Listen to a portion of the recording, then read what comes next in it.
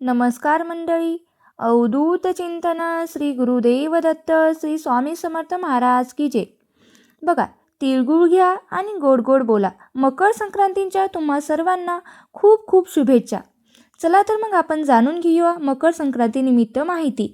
म्हणजे त्यामध्ये पुण्यकाळ मुहूर्त, महापुण्यकाळ मुहूर्त, दान काय करावे, या संपूर्ण माहिती आपण आजच्या व्हिडिओच्या माध्यमातून जाणून घेणार आहोत. चला तर मग सुरुवात करूया व्हिडिओला. मकर संक्रांती हा आपल्या हिंदू धर्मातील सर्वात प्रमुख असा महत्त्वाचा सण आहे.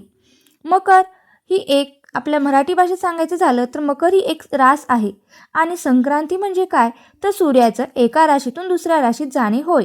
म्हणजेच काय तर सूर्य हा मकर राशीमध्ये प्रवेश करतो. म्हणजेच जेव्हा सूर्य हा धनु राशीतून मकर राशीत प्रवेश करतो त्या दिवसाला आपण काय म्हणतो तर मकर संक्रांती असं म्हणतो.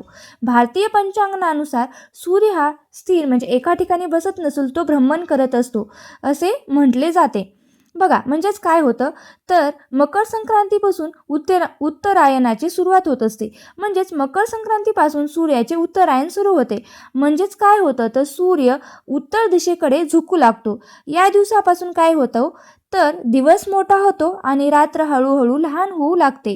आध्यात्मिकदृष्ट्या उत्तरायणाचा काळ हा देवांचा दिवस सुद्धा मानला जातो आणि हा अत्यंत शुभ असा दिवस मानला जातो.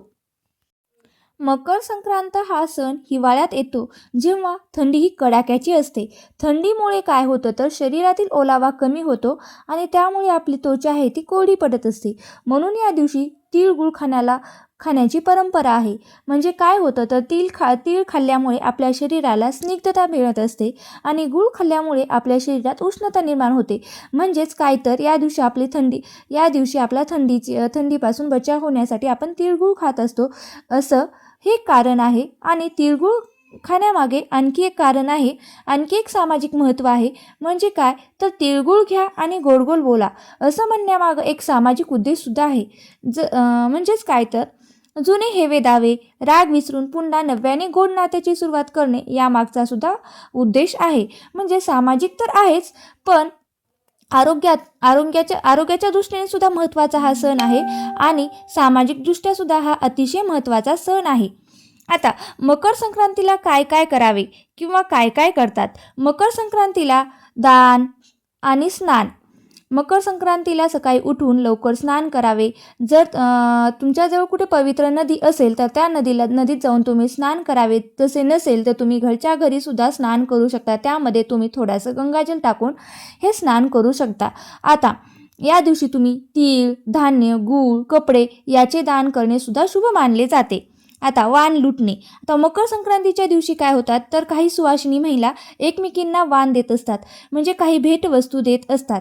त्यामध्ये काही सुवासिनीच्या वस्तू म्हणजेच काय तर नीलपेंट, मेहंदी, म्हणजे ज्या वस्तू उपयोगी पडतील अशा वस्तू वाण म्हणून लुटत असतात मकर संक्रांतीच्या दिवशी.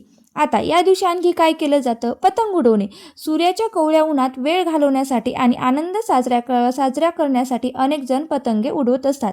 तसेच या दिवशी सुगडं पूजन म्हणजे शेतात आलेली नवीन धान्य, ऊस, हरभरा, बोरं, गव्हाच्या ओंब्या मातीच्या छोट्या मडक्यात म्हणजेच त्याला आपण सुगडं म्हणतो आणि ती भरून त्याचं सुद्धा पूजन केलं जातं.